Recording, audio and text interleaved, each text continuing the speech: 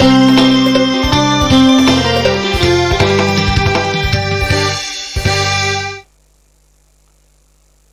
สงทองส่องธรรมแสงงามในยามเช้าแสงอาทิตย์เจ้าเช้ายังสดใสแสงทองส่องห้องหัวใจแสงอะไรไม่เท่าเจ้าแสงธรรมธรรมะสู่ใจยามสายในวันนี้ดวงชีวีย่อมมีทีสดใสธรรมะขจัดขัดเกลาใจอยู่ที่ไหนใจก็สุขหมดทุกข์เอ่ยณกาลบัดนี้อัตมภาพพระครูปรัตกิติพงศ์กิติโสพโนหรือพระอาจารย์แก่นขอน้อมกราบไหว้สาบารมีสลีองค์คำพระสัมมาสัมพุทธเจ้าพระสัทธรรมเจ้าและพระสังฆเจ้าพระอรหันต์พระสงฆ์องค์สามเณรเจ้าจุตนจุองค์เจริญพรเจริญธรรมเทพไทยเทวะเทวาพระแม่นางธรณีเจ้าตีพร้อมสหธรรมิกทายกทายิกาศรัทธานาบุญตั้งหลายเต้าขุนมูลนายตั้งหลายใหญ่น้อย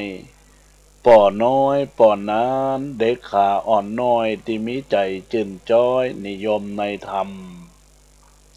วันนี้อาตมภาพจักได้เข้าสู่รายการธรรมะสู่ใจยามสายไขจาพุทธวจนังคำสั่งสอนขององค์พระสัมมาสัมพุทธเจ้าวันนี้จักไขจาสารธรรมเจ้าเพื่อได้คัดเกลาเป่งว่าน้ำธรรมคำสอนองค์สัมมาสัมพุทธะได้แจ่มแจ้งแสงธรรมเรื่องเก่าเรื่องใหม่บ่ได้คล้องคำขยายสารธรรมหมดใสสว่างแจ้งหมดใสสว่างแจ้งกราบนมัสการถวายความเคารพหลวงพ่อท่านพระครูวิชุวัฒน์วรกิจโจท่านผู้รักษาการแทนเจ้าวาดวัดฝ่ายหินผู้อำนวยการขึ้นวิทยุเพื่อการศึกษาพระพุทธศาสนาและจริยธรรม FM 104.50 เมกะเฮิรตซ์ท่านอาจารย์พระครูสถิตธุราธรรักเจ้าวาดวัดสันขยอมวิหารอุโบสถไม้สักทองทรงล้านนาประสงค์องค์สามเณรเจ้าจุตนจุองค์ขอเจริญพรเจริญธรรมกับบรรดาคณะศรัทธาญาติโยมสาธุชนพุทธบริษัททั้งหลายธรรมสวัสดียามสายในโอกาสกาลวันนี้ก็เป็นวันอังคารประจำเวลา9 โมงถึง10 โมงก็จะได้มาพบปะกับบรรดาญาติโยมสาธุชนพุทธบริษัททั้งหลายในส่วนของคลื่นวิทยุ FM 104.50 แล้วก็ยังมีการ Facebook ไลฟ์ส่งไปถึงยังไลน์กลุ่มฟังธรรมะแล้วก็ Messenger ธรรมะของอัตมภาพญาติโยมทุกท่านทุกคนก็ติดตามรับฟังวันนี้เราก็จะได้มาพบปะกันอีกวันหนึ่งเพราะว่าในโอกาสของอาตมาภาพได้รับความเมตตาจากหลวงพ่อพระครูสมุวิชุวัฒน์วรกิจโจ ก็ได้จัดการจัดรายการประจำวันอังคารและประจำวันพฤหัสบดีเป็นวาระดีเป็นเวลาที่ญาติโยมอาจจะอยู่บ้านอยู่จองกระทำการทำงานหรือกำลังรับฟังว่างจากการทำงานโดยเฉพาะง่ายๆก็คือท่านผู้สูงอายุผู้สูงวัยที่พักผ่อนอยู่ที่บ้านก็จะได้รับฟังรายการธรรมะตลอดทั้งวันก็มีการสับเปลี่ยนหมุนเวียนเปลี่ยนกันไปโดยเฉพาะแล้วหลักธรรมคำสั่งสอนขององค์พระสัมมาสัมพุทธเจ้านั้นมีหลายถึง84,000พระธรรมขันธ์ง่ายๆจะนำมาเป็นวันก็ประจบเป็นเดือนก็ประจบเป็นปีก็ประจบเพราะว่าเป็นหลักธรรมที่มีเหตุมีผลดังนั้นแล้วญาติโยมก็ก้อยๆฟังกันไปเรื่อยๆจะได้ติดจะได้คล่องจะได้ค้างอันใดที่บ่เข้าอกบ่เข้าใจก็พยายามศึกษาพยายามติดตามตัวตนพระเจ้าประสงค์ที่ญาติโยมเราตั้งหลายได้รับฟังคนเรามีทุกสุขทุกสถานมีการงานเลื่อนลมสมศักดิ์ศรีต่างมีบุญญาบารมีทั้งหลายดีมีปนทุกคนกันดีบ้างร้ายบ้างบางมนุษย์ก็คือคนนั้นใช่ไหมมีคนดีคนเลวปนกันไปไม่ดีหลายก็ดีน้อยก็ดีไปถ้าไม่ดีก็มีปัญหาเกิดถ้าดีก็เลิศไม่เกิดได้ในปัญหาให้ปฏิบัติตามคำสอนองค์ศาสดาองค์พระสัมมาสัมพุทธเจ้าก็เข้าทีถือศีลกินเจไม่แช่ไฉคำไหนคำนั้นทำการกิจธรรมะในใจให้สุขคิดให้พิชิตคนดีมีคุณธรรมเกิดมาเวลาดีย่อมมีน้อยศึกษาธรรมให้บ่อยอย่าถอยหนีให้ละชั่วประพฤติแต่ความดีเป็นบุญบารมีกับตัวตนไม่หมองมัวชั่วกาลนานเลยญาติโยม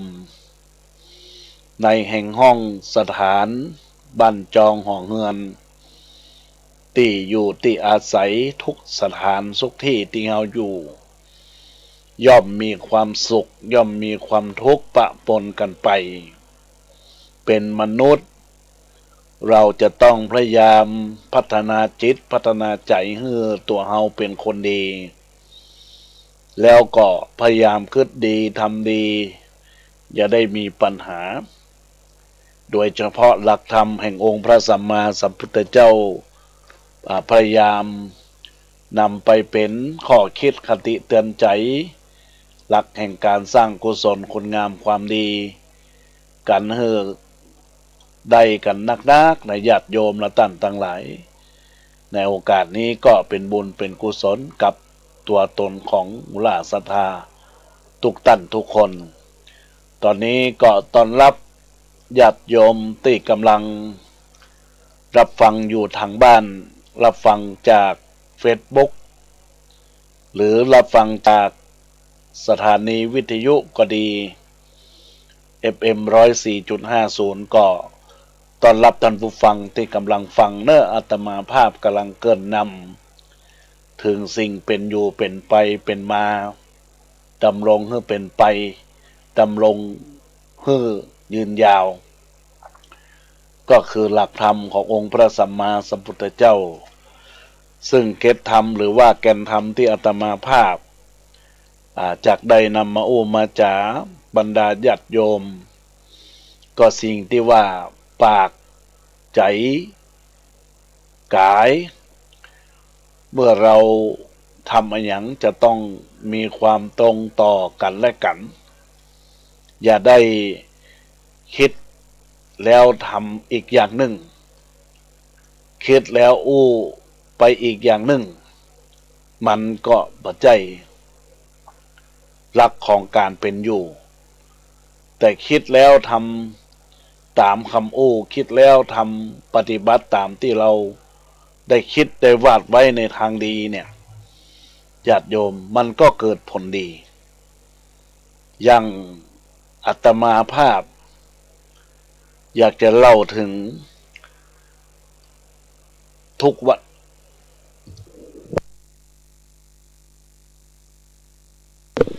ทุกวันนี้นะญาติโยมเราตั้งหลายนะคนเฮา มีการเปลี่ยนแปลงชีวิตตามสภาวะของตัวตนของคนนะมีการเปลี่ยนแปลงและจิตใจของคนก็เปลี่ยนแปลงโดยเฉพาะครอบครัวมีสามีมีภรรยามีลูกก็จะต้องซื่อสัตย์ซึ่งกันและกันนะก็มีเรื่องเป็นนิทานก้อมให้ญาติให้โยมได้รับฟังว่าก็มีครอบครัวมีสามีและมีภรรยามีลูกนี้ก็กำลังเรียนหนังสือได้อยู่ประถมศึกษาชั้นปีที่สี่กำลังวัยอู้กำลังวัยจ๋ากำลังวัยที่เรียกว่าหูหันแล้วก็ถ่ายทอดได้ก็มีเรื่องเล่าว่านิทานก้อมเรื่องนี้ก็มีภรรยาเนี่ยของชายคนนั้นก็มีเปื้อนซึ่งเป็นฝ่ายของผู้หญิงภรรยามีเปื้อนนะญาติโยมและตั้งหลายแล้วก็เปื้อนที่ได้คบหาสมาคมกันนั้นก็เป็นนะเปื้อนฮักเปื้อนฮักเปื้อนแปลงกันนะแต่แล้วในญาติโยมปรากฏว่ามีอยู่ช่วงระยะเวลาหนึ่งเปื้อนของฝ่ายภรรยาก็เกิดมาชอบนะสามีของเปื้อนนะแล้วก็แอบกันคบกันไปทำไร่ไถนาไปทำสวนก็แอบไปเจอกันอยู่มาวันหนึ่งลูกสาวก็จะออกไปแอวไปเล่นกับเปื้อนกับฝูงตำต้งตำนาก็เกิดว่าขึ้นหาป่อจะไปหาป่อปรากฏว่าป่อกำลังจีบกำลังอู้กำลังจ้ากับเพื่อนของแฟนของสามีนะญาติโยมนะก็อ่อนมันหันคนใหญ่ทำกิริยาท่าทางเหมือนกับมีความสุขก็ไปบอกคือแม่ก็ไปบอกคือแม่ของเมียของนายคนนั้นนะญาติโยมเมื่อไปบอกว่าเนี่ย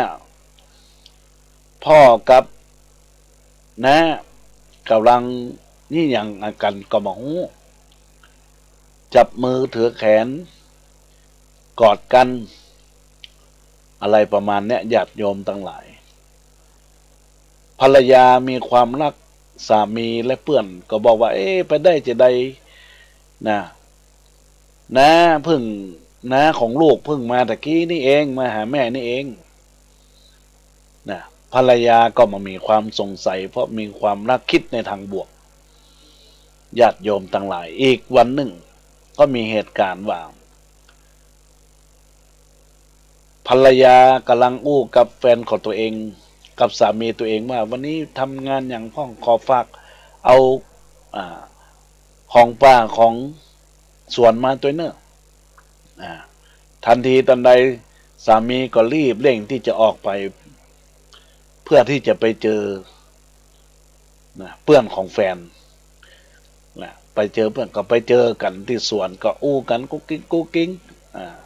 แล้วสุดท้ายญาติโยมทั้งหลายสามีลืมผ้าลืมผ่อนลืมมีดลืมมุยที่จะไปฟันสวนฟันหญ้าทักถากหญ้าก็เลยเรียกลูกว่าลูกเอาของนี้ไปให้พ่อกำที่สวนลูกก็บอกว่าไปไม่ได้หนูกำลังจะทำการบ้านหนูจะทำงานรายงานส่งครูจะไม่ทันนะภรรยาของชายคนนั้นก็มาเป็นยังลูกนั้นเนี่ยแม่จะไปแล้วก็ญาติโยมไปปะเหตุการณ์ที่ชายคนนั้นกำลังจีบกันกิริยาท่าทางเหมือนกับหนุ่มกับสาวนี่แหละแล้วภรรยาก็มาเจอเหตุการณ์นั้นที่กำลังอยู่ด้วยกันก็เกิดการที่เรียกว่าตกอกตกใจว่าภรรยาของชายคนนี้ก็จับผิดได้เปื้อนซึ่งกันและกันก็เห็นเปื้อนมาก็จับผิดแล้วจับได้ว่าคบกันจูจีกันก็ต่างทกเถียงกันไปทกเถียงกันมาเมื่อยิงคนที่มีลูกเนี่ยภรรยาที่มีลูกของชายคนนั้นก็เลยบอกว่าคุณก็ไปเก็บผ้าเก็บหัวออกจากบ้านเนอะแล้วก็เพอเนี่ยเป็นเพื่อนฉันมาตั้งแต่เรียนสัญญาว่าเราจะแบบพิษกันเราจะแบบคือเสียใจกันแต่เธอทำอย่างนี้ก็เราก็เลิกคบกันตัดความเป็นเพื่อนกันแล้วก็ไม่ยิงคนนั้นก็บอกคือปวดใจคนนั้นว่าก็ไม่ต้องเข้าบ้านละตอนนี้จะอยู่กับลูกจะเลี้ยงลูกเองไม่ต้องมากังวลอย่างก็ปากันไปอยู่กันเลยญาติโยมอันนี้เป็นถือว่าได้เจอความจริงระหว่างสามีที่ว่ามันมีความซื่อสัตย์เพื่อนก็มันมีความซื่อสัตย์ก็จึงเกิดเหตุผลที่ว่าเสียทั้งสามีก็ยอมได้เสียทั้งเพื่อนก็ยอมได้เพราะความไม่มีสัจจะดังนั้นคำว่าสัจจะวาจาที่อาตมาภาพจะต่อในเรื่องนี้ว่าเราจะเห็นว่าสัจจะนั้นก็คือปากที่แรกก็ญาติโยมลองคิดว่าอย่างก็ตามอยู่ที่จะต้องการอู้ถึงเพราะคนเรามีปากของเรามีที่มีโทษและมีคุณและก็ยังมีโทษอย่างอนันต์กล่าวก็คือว่ามีประโยชน์ก็มากมีโทษก็เหลือหลายและก็พอดีมีเรื่องซึ่งปรากฏในพระสุตตปิฎกสังยุตตนิกายสักขวัตรที่พระพุทธเจ้าตรัสไว้เป็นเรื่องราวที่น่าสนใจอยู่บ่น้อยจึงจะขอนำเอาเรื่องและการสำรวมปากมากล่าวอีกครั้งหนึ่งปากของคนเหล่านี้มันยาวยิ่งกว่าปากกาที่เราขีดที่เขียนนั้นมันมีโอกาสที่จะยุดขีดได้หรอกยุดขีดเขียนได้ในเมื่อเจ้าของปากกาด้ามนั้นบอกขีดบ่เขียนบ่ยอมเขียนยุดหรือว่าขีดเขียนและปากกาด้ามนั้นมึกก็บ่มีที่ขีดที่เขียนด้วยแต่ก็ตรงกันข้ามกับปากของคนมันอู้ได้ตลอดเวลาและที่อู้อันอย่างต่างๆบ่ได้ยาวแม้แต่เวลารับก็ยังมีการบ่นเพ้อละเมอพูดออกมาให้เฮาได้ยินตัว จึงเป็นอันว่าเรื่องทุกเรื่องจะสั้นหรือจะยาวก็อยู่ที่ปากจะยุดหรือบ่ยุดอยู่ที่ปากจะดีจะหายก็อยู่ที่ปากจะทำอะไรอย่างที่ตัวเองถึงซึ่งความเจริญเป็นที่รักเป็นที่นิยมชมชอบก็เพราะปากจะทำให้ตัวเองให้ถึงความเสี่ยมนะหรือว่าตกนรกมกไหมทั้งเป็นซึ่งก็เป็นความหายนะก็เพราะปากก็จึงมีทั้งคุณทั้งโทษเหมือนกับเรื่องที่อาตมาภาพกล่าวตะเกียญาติโยมนะด้วยสัจวาจานะถ้าหากว่าเขาคิดอย่างหนึ่งว่าปดใจมันยิงคนนั้นถ้าบ่คบสู่ชายกันนะตบมือข้างเดียวกันมันบดังมันก็เป็นไปไม่ได้นะก็ต้องอยู่ที่ทั้งสองคนนะอยู่ที่สัจจะอยู่ที่ปากถึงจะมีทั้งคุณทั้งโทษเหมือนกับสิ่งที่กล่าวว่าพระรูปหนึ่งบรรพชาอุปสมบทอยู่ในพระพุทธศาสนาตอนที่พระพุทธเจ้ายังทรงพระชนอยู่เรื่องมีอยู่ว่าพระรูปนี้มีปกติชอบด่าชอบครหาติเตียนคนทั่วไปโดยไม่มีเหตุผลจึงถึงความพินาศความเสี่ยมคือได้ถูกแผ่นดินนี้เปิดช่องให้พระภิกษุรูปนั้นไปสู่ขุมนรกในญาติโยมเสวยความทุกข์ทรมานในที่นั้นภิกษุทั้งหลายที่เห็นเหตุการณ์นั้นจึงได้โจทย์ขานกันในธรรมสภาว่าพระภิกษุชื่อโกกาลิกถึงความพิบัติพินาศแล้วเพราะอาศัยปากของตนพระพุทธองค์ทรงทราบจึงตัดแก่พระภิกษุสงฆ์สาวกตั้งหลายตั้งปวงนะเหล่านั้นว่าบ่ใจแต่ในบัดนี้เท่าอันแม้ในการก่อนโกกาลิกถึงความเสี่ยมความพินาศเพราะปากของตนเหมือนกันหรือทรงตัดต่อไปว่ามีอยู่ในชาติหนึ่งภิกษุชื่อโกกาลิกรูปนี้ได้เกิดเป็นเต่าอาศัยอยู่ในสระน้ำแห่งหนึ่งพอดีก็มีหงส์อยู่2 ตัวได้มาทำความคุ้นเคยสนิทสนมกับเจ้าเต่าชวนเจ้าเต่าไปอยู่ด้วยถามเจ้าเต่าว่าเฮาทั้ง2 คนเนี่ยอยู่ในถ้ำทองที่มีภูเขาจิตรกูฏในหิมวันตประเทศเป็นที่ลื่นลมน่าอยู่น่าอาศัยอาหารทุกอย่างมีพร้อมท่านอยาก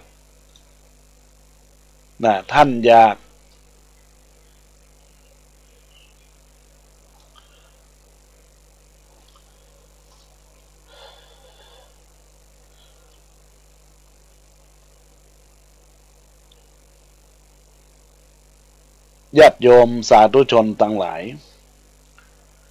ตะกี้นั้นได้พูดถึงพระภิกษุอยู่ในชาติหนึ่งของภิกษุชื่อโกกาลิกรูปนี้ในสมัยที่เกิดเป็นเต่า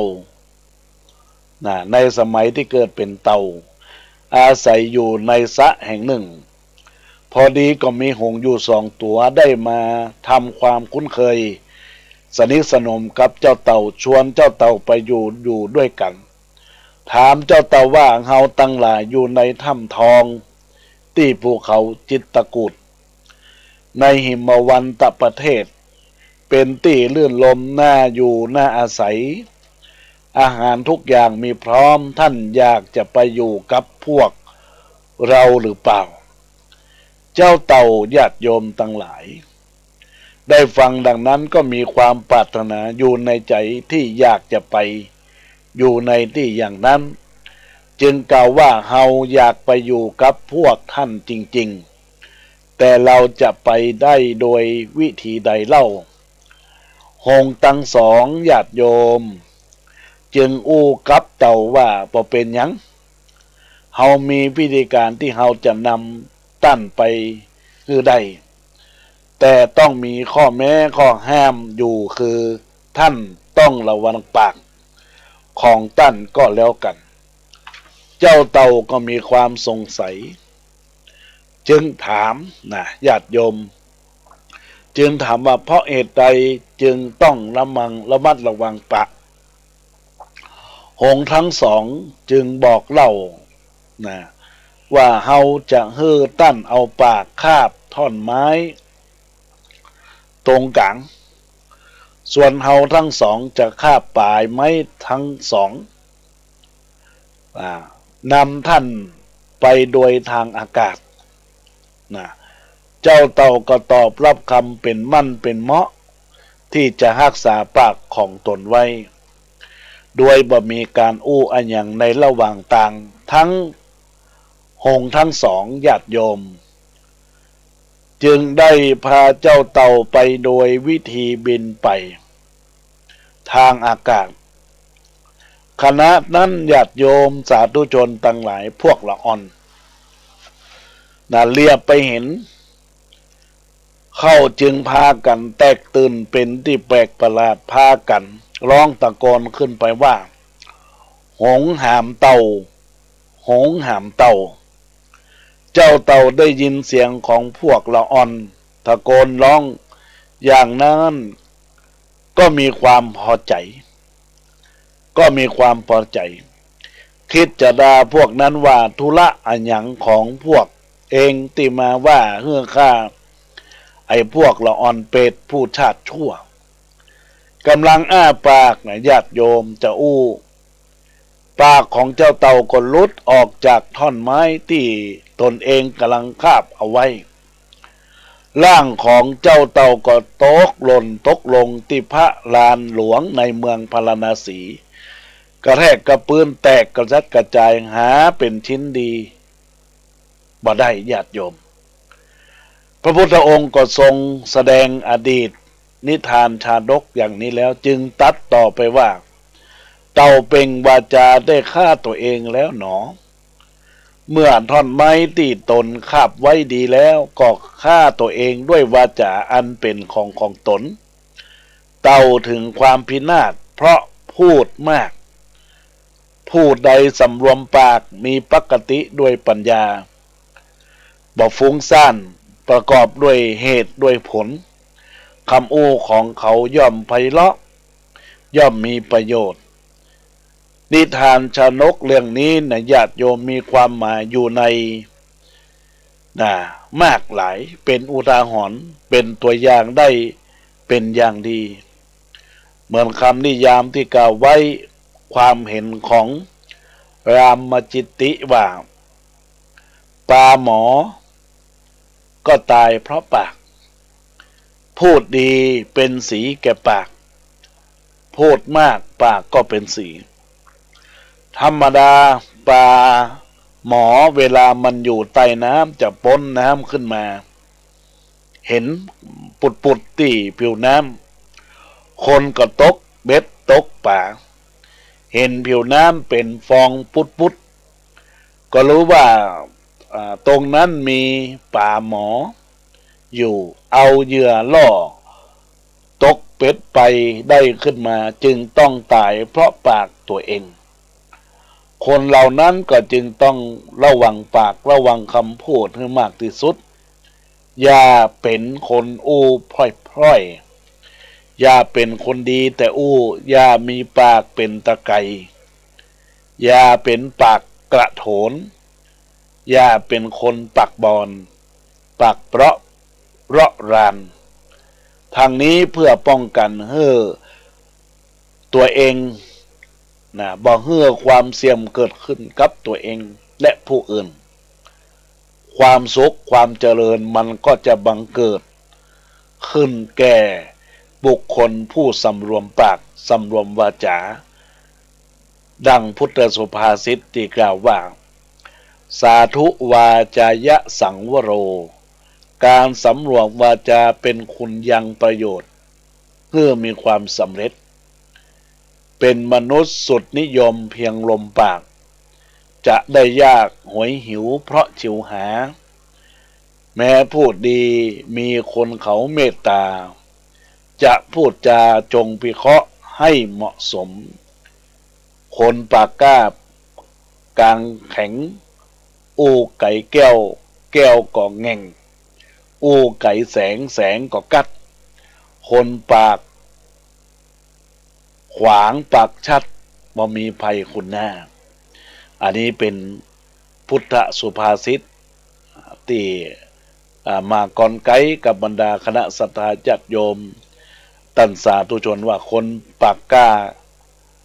กลางแข็งโอไก่แก้วแก้วก็แง่แห้งโอไก่แสงแสงก็กัดคนปากกว้าง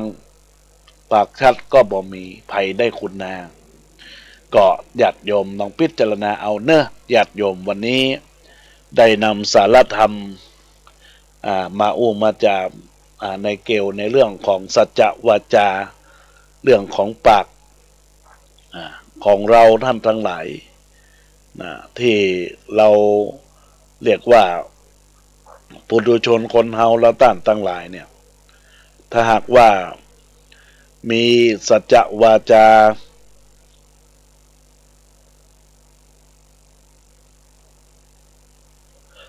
ก็เป็นสิ่งที่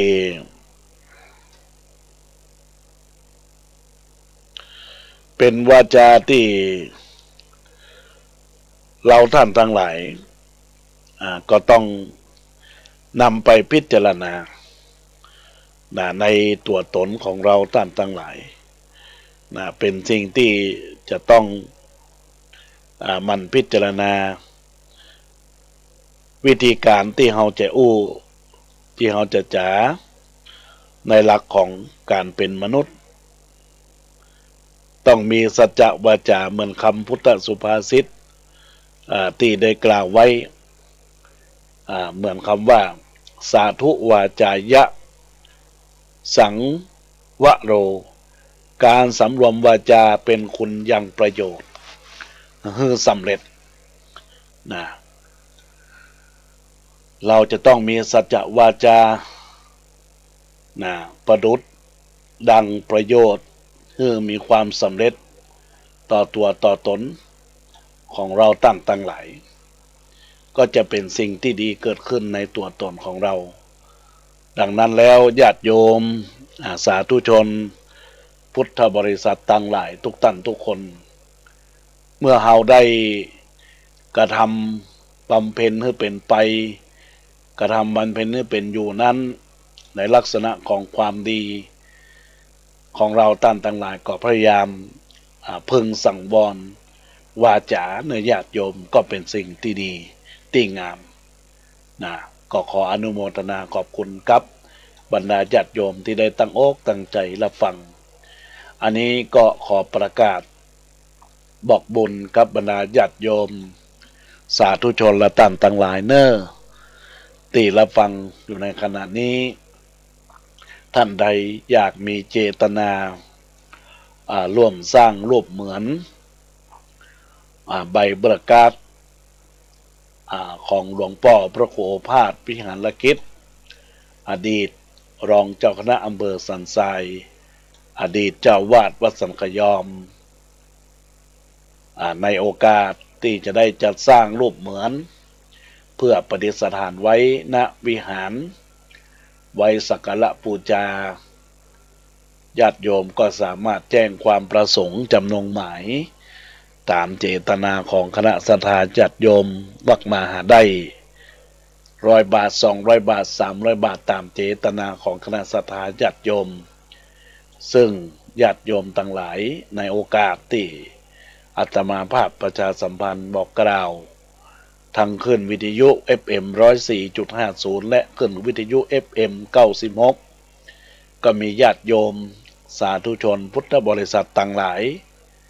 ได้มาร่วมบุญร่วมกุศลกันนักกันหลายทำ100 บาท200 บาทอาตมาภาพก็มีของมงคลอันเป็นเหรียญรูปเหมือนของหลวงพ่อพระครูโอภาสวิหารกิจอดีตรองเจ้าหน้าอำเภอสันทรายอดีตเจ้าวาดวัดสังขยอม หรือว่าหลวงพ่อบุญเลิศให้บรรดาญาติโยมได้ไปสักการะบูชาและก็ยังแถมเหรียญล็อกเก็ตรูปเหมือนของเปิ้ลผ้าเพดานที่ประชุมเพลิงศพแล้วล้วงเข้าไปบ่ไหม้ผ้าบ่ไหม้ก็จะได้คาดแคล้วจากภัยต่างหลายอาตมาภาพก็จะแจกไปยังบ้านยังจองก็คือส่งไปยังบ้านญาติโยมก็ทำบุญออนไลน์ตามเจตนาของคณะสัตยาญาติโยมอันนี้ก็ญาติโยมก็ขออนุโมทนาขอบคุณครับคุณโยมทุกท่านทุกคนที่รับฟังจากกล่องข้อความในไลน์ในเมสเซนเจอร์ใน Facebook อาตมาภาพก็จะได้เจริญพรเอิญไปยังท่านอันเจริญพรกับแม่มารีน้ำพิกุลจากตลาดกัดก้อมหลังวัดยางกวงเจริญพรกับแม่จันเพนคำโพธาจากตาข้ามตำบลแม่เฮียอำเภอเมืองจังหวัดเชียงใหม่เจริญพรกับคุณโยมอัมพรกันทมีได้ทักทายเข้ามาจากเวียงหนองล่องอำเภอหนองล่องจังหวัดลำพูนเจริญพรกับคุณโยมนิชามนแสงคำในโอกาสนี้เจริญพรกับคุณแม่จันจรัตน์แจ่มกระจ่างได้ทักทายเข้ามากับไวสาแล้วก็สาธุธรรมยามสายแล้วก็ได้ตักตายเข้ามาว่าในเวียงเจียงใหม่ตอนนี้อากาศก็ครึ้มฝนช่วงนี้ก็จะฝนก็จะตกหน่อยพยากรณ์อากาศเป็นว่าอย่างนั้นเจริญเฮาก็ต้องระมัดระวังเนอะญาติโยมเจริญพรกับแม่ประจงมนหรือว่าแม่ยายนวลเตชะกุลพงกรได้ทักทายมาสาธุไวสาเจ้าพระอาจารย์แก่นในโอกาสนี้ก็ขออนุโมทนาขอบคุณครับทุกคนทุกท่านที่รับฟังจากกล่องข้อความ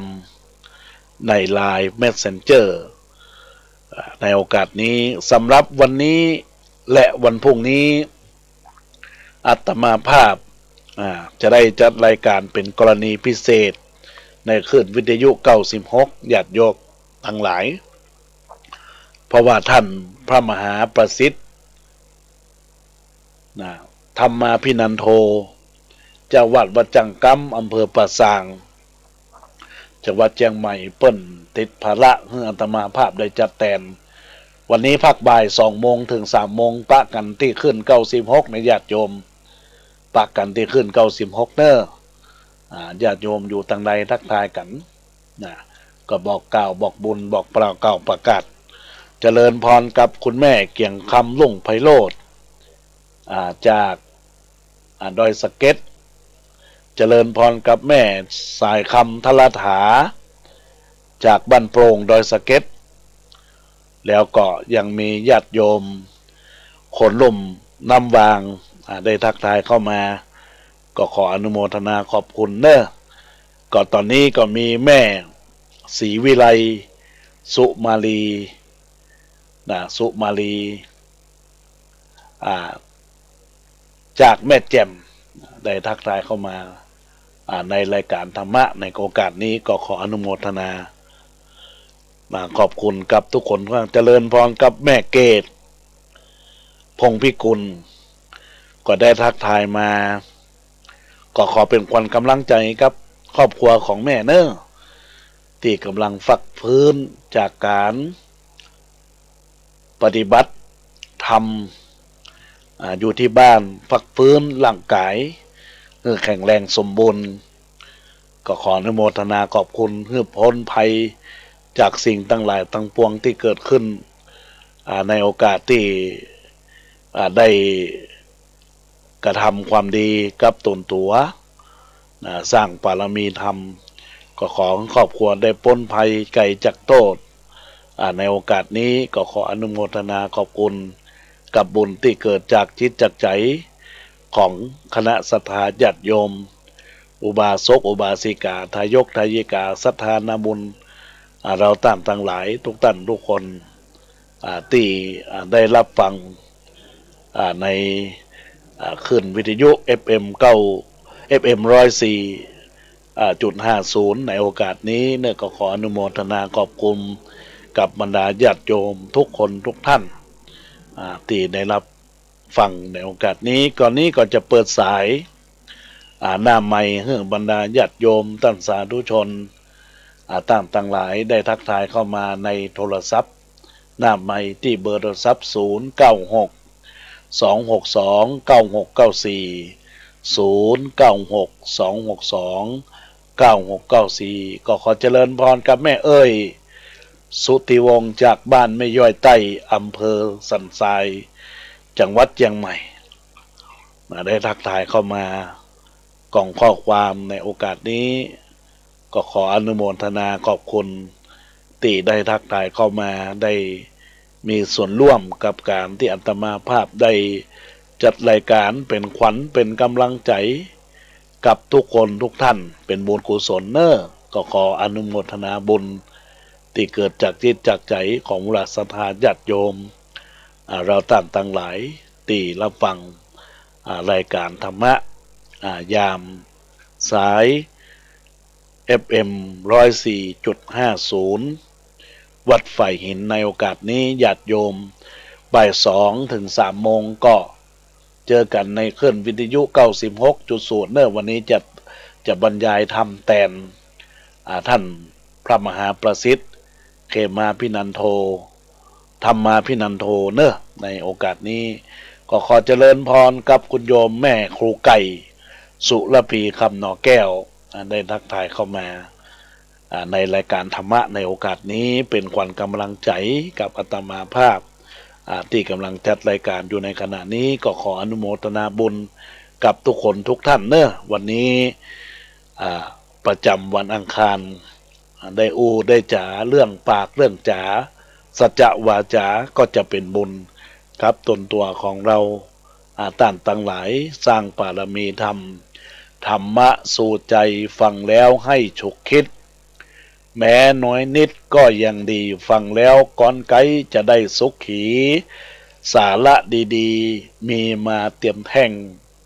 ฟังแล้วฟังแหมหูส่องแจ้งดุดดังแสงจันทร์ส่องฟ้าส่องล่าสดใสได้ทุกระยะ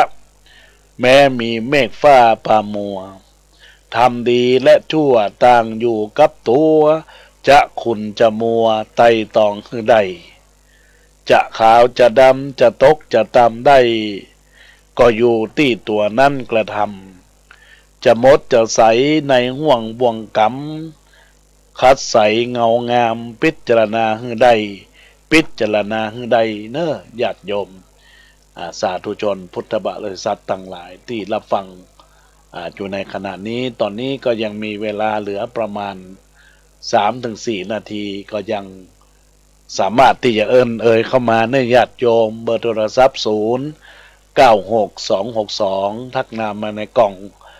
Facebook ในกล่องข้อความก็ขอเจริญพรตอนนี้เจริญพรกับคุณโยมอัมภัย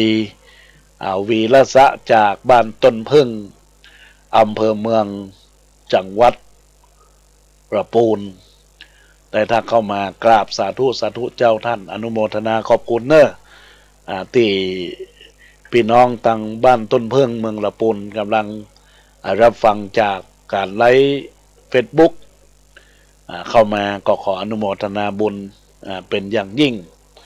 กับทุกคนทุกท่านที่ได้รับฟังรายการธรรมะในโอกาสนี้ก็ขอให้เป็นบุญเป็นกุศลญาติโยมและท่านทั้งหลายตอนนี้ก็เวลาก็คงจะหมดไปเห็นแล้วอาตมาภาพจะได้ปั่นเวลาพอทางท่านพระอาจารย์พระมหาทิวากรท่านเจ้าวาดวัดบันแพะแต่ขอนำส่วนของเสียงบอกบุญฉลองวัดบันแพะได้มาในโอกาสนี้ก็จะได้เปิดบอกกล่าวบอกบุญกับบรรดาศรัทธาญาติโยมท่านสาธุชนท่านผู้ฟังและท่านทั้งหลายก่อน จากลาเอาพี่น้องพวงแห่งห้องบ้านจองหนไกเวลาเสี่ยงแล้วมีมิตรแก้วตั้งหลาย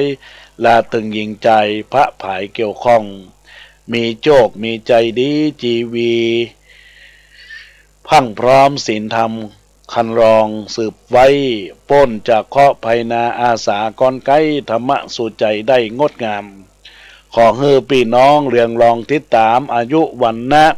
งามสมดามบ่อน้อยตอนนี้ทักทายกับอีแม่จากบ้านบวกกลางอำเภอสันกำแพงเนื้อเมืองไวสาจากคนเฒ่าได้ทักทายเข้ามาในรายการก็ขออนุโมทนาขอบคุณครับทุกคนทุกท่านเนอ